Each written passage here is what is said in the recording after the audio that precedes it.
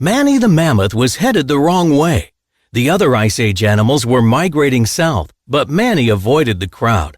So did a sloth named Sid, who was hiding from some angry rhinos. Just pretend that I'm not here, said Sid, ducking behind Manny. Manny warned Sid to stop following him, but it didn't work.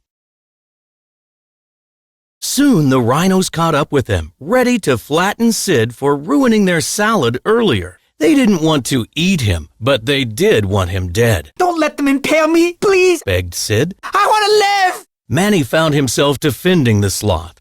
He didn't like animals who killed for pleasure. Manny caught the rhinos in his huge tusks and flung them away. Woohoo! We did it! cried Sid. He ran to hug Manny and sent them both sliding down a hillside. Well, you and me, we make a great team, said Sid. Manny ordered him to go away, but Sid was more determined than ever to stick with his protector. Manny asked if there wasn't someone else Sid could annoy. Friends, family, poisonous reptiles? Sid's family had migrated without him on purpose. Manny didn't want to talk about why he was on his own.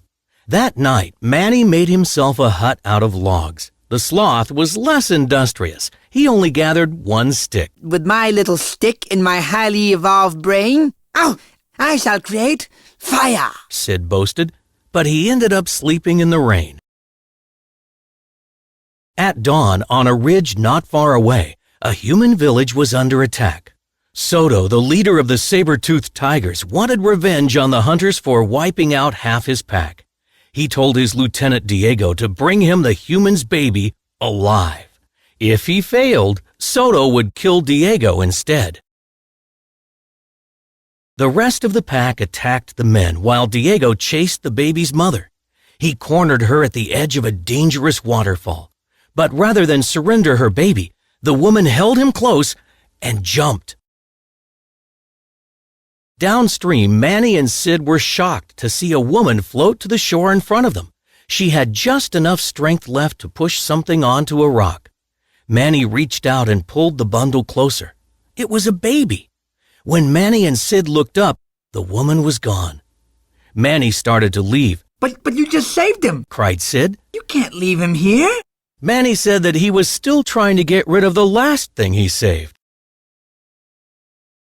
Look!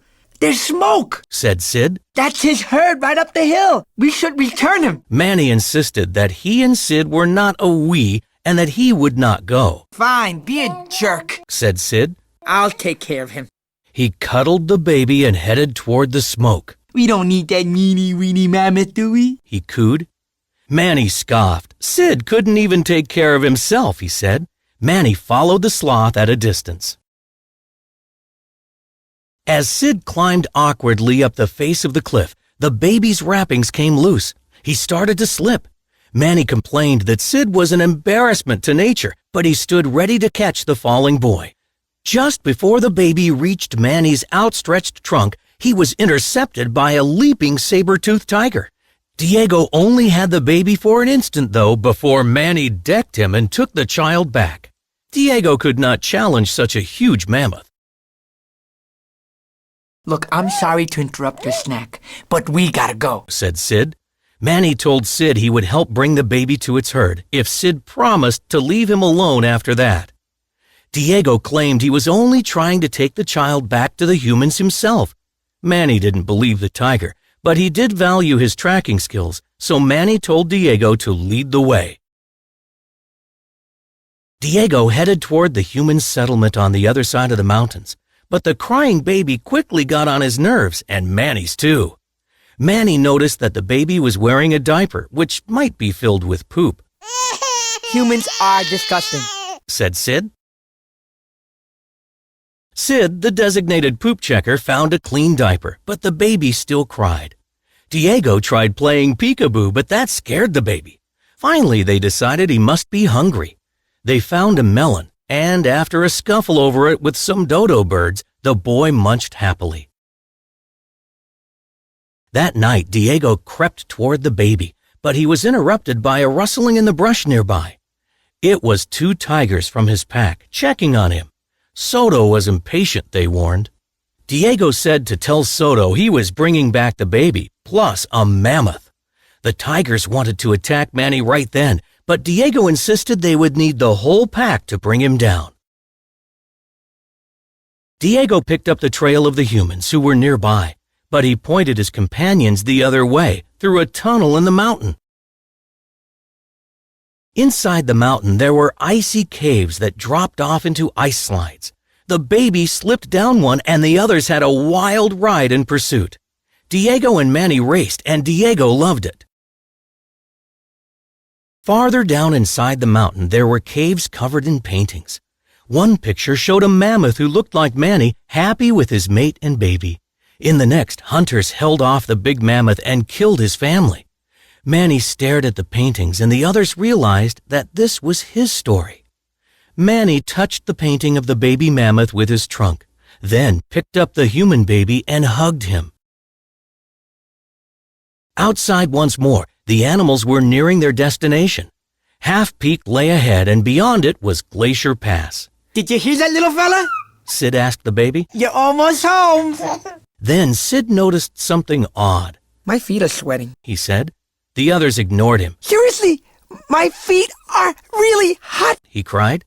Then the ground rumbled. Steam and lava surged up from underneath the snow, leaving only a few precarious bridges of ice. Diego leaped across a gap and urged the group to move faster. Sid said, Wow, I wish I could jump like that. Manny granted his wish by punting Sid to safety. Manny scrambled after him as a section of the ice bridge collapsed. At the back of the group, Diego made one more desperate leap to follow them. He didn't make it and was left hanging off the edge of a quickly melting cliff. Manny handed the baby to Sid. He inched back over the collapsing ice to reach Diego. The tiger fell, but Manny grabbed him with his trunk and threw him clear. Then the ice ledge cracked and Manny plummeted toward the lava. A geyser of hot air blew Manny and the ice shelf back up onto land, and Manny lay stunned but alive. Diego was stunned too by Manny's sacrifice.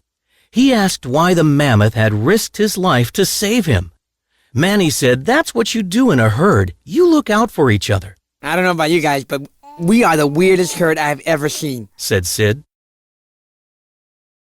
That night, Sid accidentally started a fire when he struck a flint against the rock wall trying to make a drawing of a sloth. As the group gathered around the cozy warmth of the fire, the baby took his first steps. He toddled toward Diego and hugged his paw. Manny curled the baby in his trunk for bedtime, and Sid looked on admiringly. You know, Diego, I've never had a friend who would risk his life for me, the sloth said. Diego agreed that Manny was a good guy. The next day, as they approached Half Peak, Diego lagged behind, deep in thought. Finally, he made up his mind and rushed ahead to warn Manny and Sid. There was an ambush waiting for them. Diego had been under Soto's orders to get the baby all along, and he had lured the others back so the pack could attack them, he admitted. That's it. You're out of the herd, said Sid. Manny was furious. Diego apologized, but said they had to trust him to help them now. Manny was incredulous. How could they trust Diego? The tiger insisted he was their only hope of getting out alive. The pack of tigers was waiting impatiently for their promised meal. When Sid came in sight carrying a baby-sized bundle, several tigers jumped to attack. But Sid had skis hidden under the snow and led the pack on a high-speed chase. Finally, Sid dropped the bundle, which was quickly surrounded by tigers.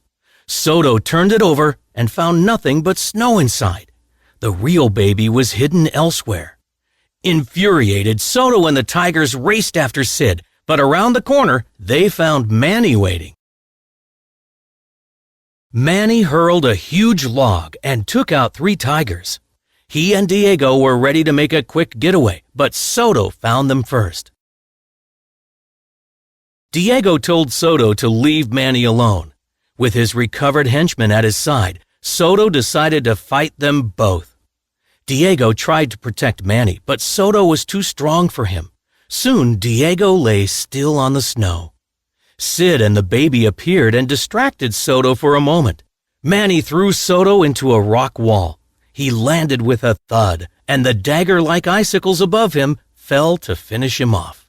The remaining members of the pack whimpered and ran away. Diego weakly raised his head.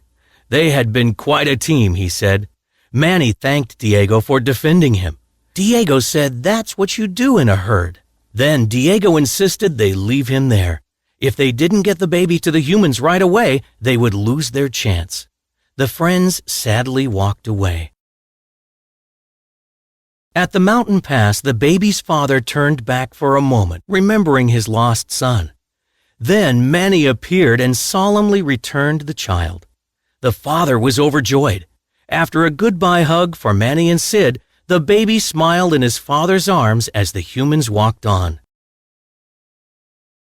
Diego limped over the hill just in time to wave a parting peekaboo to the baby. His friends ran to him. Sid even kissed him, and Diego didn't seem to mind. Manny offered Diego a lift. He declined, saying he had to save whatever dignity he had left. You're hanging out with us now, buddy. Dignity's got nothing to do with it. But I'll take that lift, said Sid.